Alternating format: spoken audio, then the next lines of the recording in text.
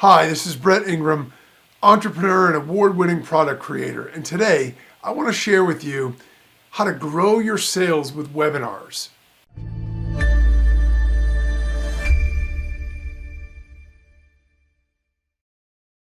So webinars can be a really great and very effective way to make more sales because you can get conversion rates up to 40% and you can sell offers at just about any price. Even $1,000, $2,000, $5,000 or more. That's a lot harder to do on a website. You know, very few websites are going to get a 40% conversion rate. Very few websites are going to be able to sell just by sitting there on the site a $5,000 product, and very few ads are going to be able to do that kind of stuff either. So that's what makes webinars so powerful and so effective. So what exactly is a webinar? And how do we use it to grow our sales? So a webinar itself is basically just an online event, and it typically goes 15 to 90 minutes, depending on the content and the price of the offer. Now, there's no hard and fast rule on this, but if you're selling something that's low ticket, $100 or less, you could probably even get away with a 15-minute webinar because that is a product that might even be able to sell directly on a website. But if you want to sell a $5,000 coaching program or a $10,000 something else or whatever, you're generally going to need a lot more content because you're going to need to build a relationship with the audience in order to get them to actually spend that kind of money. And so there's no hard and fast rule. It's really more about what content you need to get out in order to, convince them and get them to want to buy what you have to offer. And it's whatever time frame makes sense for that. Generally, once you get past the 90 minutes, you start to get into time where people drop off. That's a long time to ask people to be on a webinar. And so in general, 15 to 90 minutes is pretty normal. And it depends a little bit on the nature of the product or the offer and a lot on the price. If it's expensive, it needs to go a little bit longer and contain a little bit more. So basically the way the structure works is we want to educate the audience. So we want to teach people something to reward them for being on the webinar. If it's just a straight pitch fest, it's not going to be very successful because people don't want to be sold. They like to buy, but they don't want to be sold. And so when we educate, we establish trust, we build a relationship, and people get more in tune to what we're saying, more interested in what we have to offer. So it typically starts off with like education, what to do. So whatever it is that you're selling, whatever it is that you want to offer, you start off by sort of telling them, what it is that needs to be done. So you're not giving them any how to do it. You're telling them what needs to be done. And then generally you make an offer, and that offer itself is how to do it, specifically step by step. It's a done for you option. So it's, you could do this on your own, but if you get this offer, you can do it a lot faster and easier, or a way to do it faster and easier. You can do this on your own and take it step by step, or, if you do it this way, we'll either do it for you or it'll be a lot faster and easier. Now, in case you're intimidated and you're thinking, well, webinar is a little scary. I got to present. I hated public speaking. I don't really like to do any of this. It's not as scary as it sounds. It's important to understand you don't need to be on camera. Okay, so some webinars might have a host on camera, or they might have hosted a little window on camera. You don't need to do that. Okay, there's no requirement to be on camera. In fact, I've never been on camera on a webinar. What I do is typically show a slideshow for the visual. So if you can create slides like a slideshow school presentation or business presentation, then you can do this. And you do live voice presentation. So, you will, need to speak into the microphone at some point. Now, technically, you don't even have to present that live either. You could pre-record it. It's just that especially when you're starting out, it's actually better to start off when you're doing it live. And the reason is you get real-time audience feedback. So you're going to be able to see like if people are attentive and things like that. But also you feed off the energy. I found when I'm doing a webinar and I'm presenting it and I'm doing it as a pre-recording, I have to hype myself up unnecessarily so I sound excited in order to be able to get it to sound good when I'm doing it. If I know that I'm on there live with a bunch of other people, then I'm super excited naturally, and I'm excited to present it. And it's a lot easier to do that with a high energy level. Because the one thing about being on a microphone over an internet connection is that you can lose a little bit in terms of excitement. So if you sort of just talk in regular words and language, you'll find that it's boring for people. They're going to tune out. You have to be a little bit more engaged, a little bit hyper, and a little bit more excited. And it might feel unnatural at first, but you'll get used to it. And when you record it, you'll find that it actually comes across as pretty normal. So the reason that these work so well is because you have an engaged audience with time to build a relationship. That's what separates it. When you have an advertisement that you run, it could be the greatest ad in the world. You aren't establishing a relationship.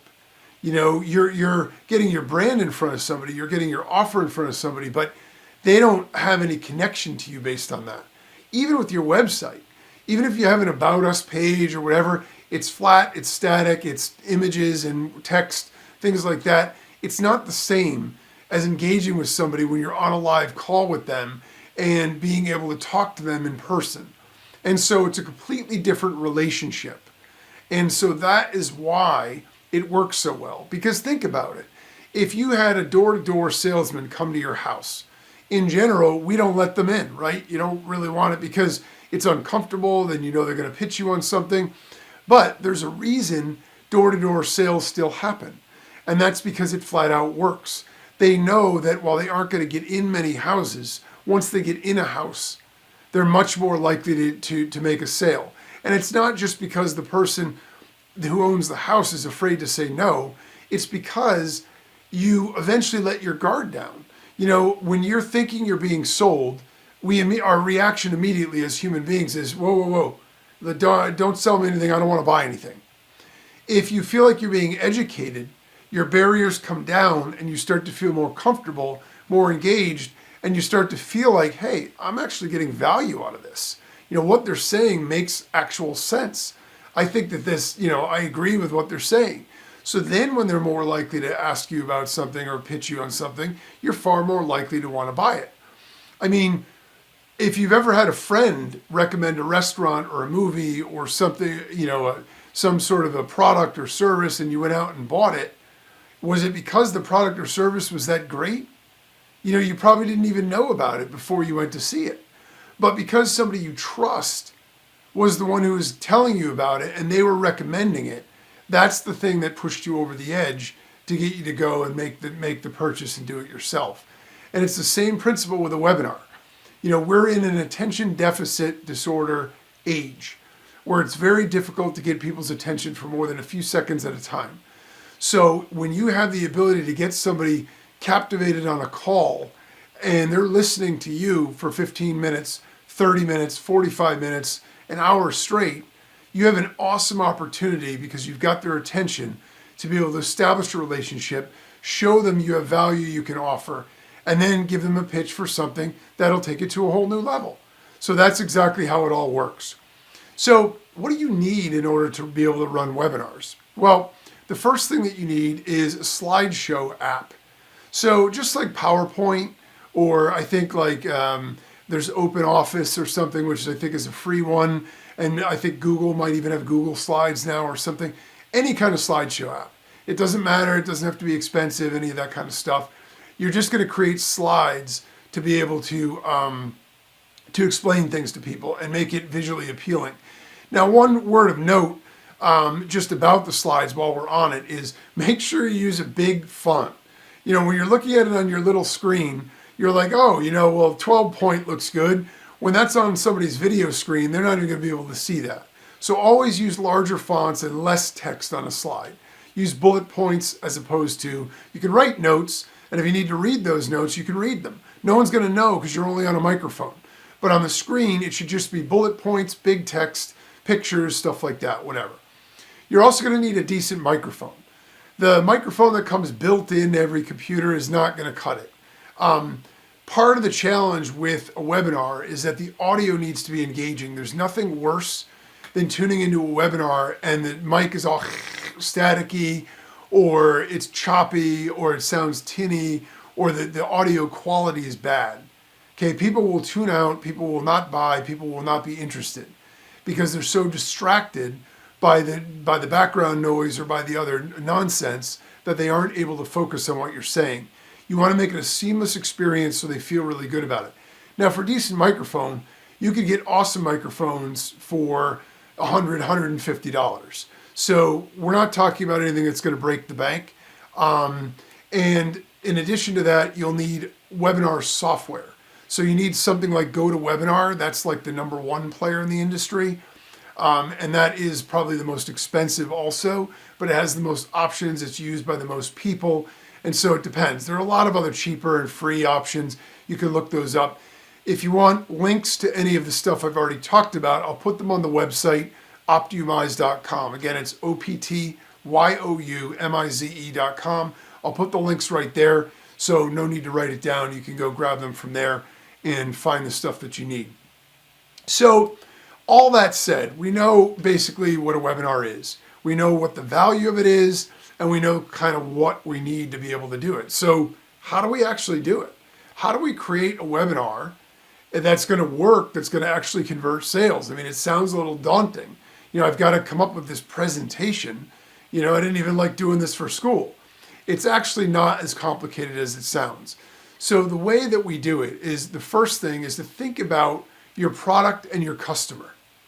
What does your customer need to know or to feel to want to buy your offer? So that's really the first step. If you know what you're offering and you know who your customer is or your target customer, then you know what they're going to need to feel or think in order to say, yes, I'm going to bust out my payment method here and buy your product. For example, I had a graphic design app, okay? And the graphic design app made designs for you. I created it because I'm terrible at graphic design.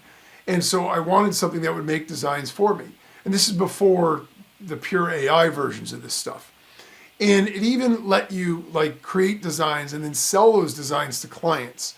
So what I knew about my product, and what I knew about my customer was that they were either interested in having an online design agency, because if this software can create designs that you can sell to other people, obviously you could do that as an agency. They were spending money on outsourcing designs, or they were spending time making designs. And hopefully all three. Because obviously, if they're interested in a design software, they need designs. So they either need them for themselves or for their clients, and that means they're getting them from somewhere. So they're either buying them, paying outsourcers, or they're making them, which takes a lot of time. And hopefully all three. Anybody that I got on the call that I knew, wanted to make their own designs, was already spending money to outsource, and wanted to do it as a business, they'd be a home run. So from that point, once we know our customer and what they need to know and feel, and we know what our product is, we need to create a slideshow using PowerPoint or any slideshow software that has a big benefit as the title. And it starts off by educating people about the topic. Okay, so this is a big deal. The title is going to be the way you're going to get people into the webinar. You could have a fantastic webinar, the greatest pitch in the world, the best value offer in the world. If nobody ever sees it, it's impossible to make any sales. So what we need is an engaging, eye-catching headline that makes people stand up and say, I want that. I want to learn that, whatever. And we need to grab them with that. And then when we start the webinar, we need to start by educating them.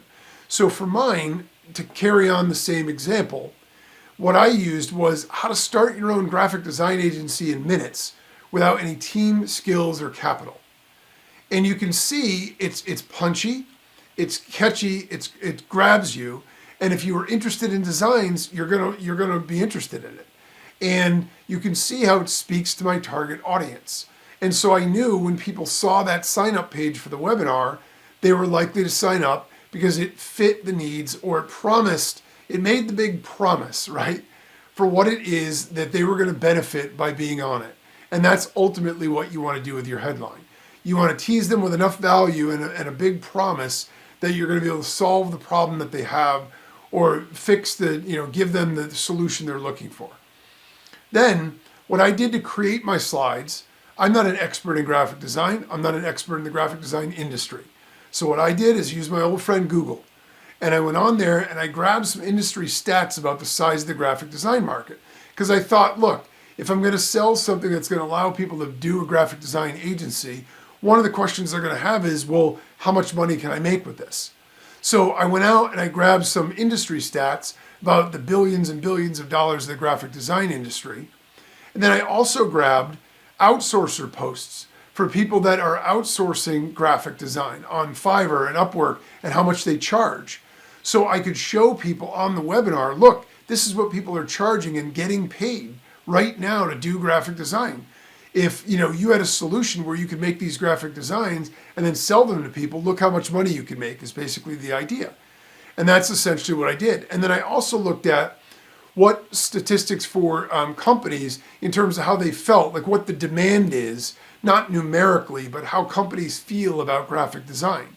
And what I found is that they all said that they really need graphic design and they expect to use more and more visuals in their marketing.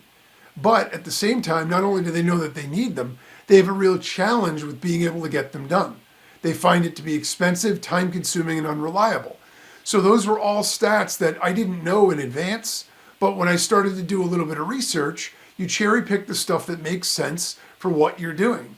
And they all tell a story. And that story is, there's a ton of money to be made in this market. There's a ton of money to be made as an individual operating in this market. And there's a huge demand. So you aren't going to have to hard sell anybody if you want to make designs and sell them, because they're already anxious to outsource and offload that because they find it aggravating to do it themselves. So at that point in the webinar, what you do is you educate them and you take them through that process of teaching them and showing them basically what, the idea there and what the problem is. So you're introducing the problem, and then you introduce the solution, which is, of course, your product or service. So at this point, right, I've set them up with the idea that there's this massive opportunity. It's a great, if you had the ability to make designs, you'd crush this. And at this point, I did a quick demo with the software, just the basic features. You don't want to go blow by blow here and show everything, because people will snooze out and they'll turn it off. You want to keep it short and punchy to tease them and give them enough so they can see, wow, there's real value in that. Give them the wow factor. So I show them how it worked and how powerful it was. So they would be able to visualize themselves using it to create these designs. And so once you introduce your solution, and so for whatever it is for your product or service, that's just the product or service itself, maybe the main bullet points about it, very, very brief. Then you actually make the offer itself. And the way that I did it is I transitioned. I said something like, okay, so you've seen what the opportunity is here, right? Now you could go out and you could create all of these graphic designs yourself, and you could go and post them on these websites and you could make a fortune, no doubt about it. But you've seen what the software can do. So if you want a fast and easy way to get this going right now, let me make this special offer to you since you're on this webinar. And then you lay out the offer itself. Now the offer itself is the product, the service, it's all the extra bonuses, whatever bells and whistles, whatever upgrades. In my case, there were 4 or 5 different upgrade packages. They got all of those. They got a handful of bonuses, and then offer it at a great price that's typically less than what they'd buy if they bought it from your website or if they bought all the individual components separately. And then we go with a guarantee. It's very important, if you've set everything up and you've done it all right, and then you offer a price that makes it feel like it's a bargain, you're 90% of the way there. But the challenge now is take the risk away so they don't feel like, well, okay, well, now that I'm starting to think about this logically, I don't really know you. We're on this webinar, I'm excited, but how do I know if I spend my money? So you give them a guarantee, whatever it is, and then make the actual call to action.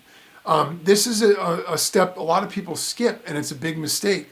You actually need to tell them, click on this link, go to this page, click the checkout button, enter this coupon code, and check out.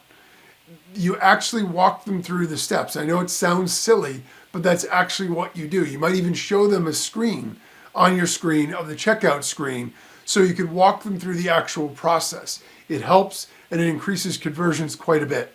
And then you end with questions and answers. So the way you wrap it up is you say, okay, now I just noticed some questions were coming through while I was talking. I didn't have a chance to get to those. Now I want to transition and answer some questions. And you can look in the chat box and see all the questions that have been asked, and you can cherry pick the ones that you want to answer. The value of doing Q&A, and once you've done this a couple times, you can preload the questions with ones that you already know are common. But the benefit of doing Q&A is people are going to tell you what their questions and objections are. I would have bought except is essentially what they're saying if they have a question or an objection. So once you learn what the common things people keep asking, you'll know what things you need to address in the webinar. You can go back into the webinar slides, make those edits along the way, and perfect it. So that way you've got an awesome, awesome webinar that will continue to make more and more sales. So that's how we get through the whole thing. And then the last step is optimization. So once we've created a webinar, we've got it running, we need to test it, we need to tweak it, and we need to pay attention to the stats. It's important not to get discouraged in the beginning if results are weak. I understand it's a lot of work to put in, and then, oh, I only made one sale. You know, I totally understand that, but the fact is, this is a longer term project, because once you get this optimized, you're going to be able to do this in a set and forget way. So the most important thing is not to get discouraged or even excited that much about the results. It's more to monitor them and see where can you make improvements to make it better. Change the offer, change the headline, change the pitch, change the price, any of those other things, change the guarantee, answer some more questions, whatever you need to do. Because here's the thing, and this is really significant. One great webinar that you perfect can make you an absolute fortune. In fact, the company ClickFunnels, a $200 million company, Russell Brunson basically built it using webinars. He created a webinar and he tried over and over and over and over again until he hit it the right one. And once he found one that popped, he just optimized it, kept optimizing it. He worked at it tirelessly until he got one that knocked it out of the park. And he actually was able to build a $200 million company on the back of an awesome webinar. That's the power that we're talking about. And once you get it going, you don't need to live present it every time. You can do simulated live after that. So to the audience, it feels live, but you actually have it recorded and you just click set and forget. So after that, you have no need to keep doing it live. That's the easy way to make automated, easy sales. So the takeaway here is using webinars to grow our sales can add a lot of extra sales. But it does take some effort to get started and get it optimized. The great thing is, once we have it working, it's easy to use over and over to keep making sales, so it's not just a one-time deal.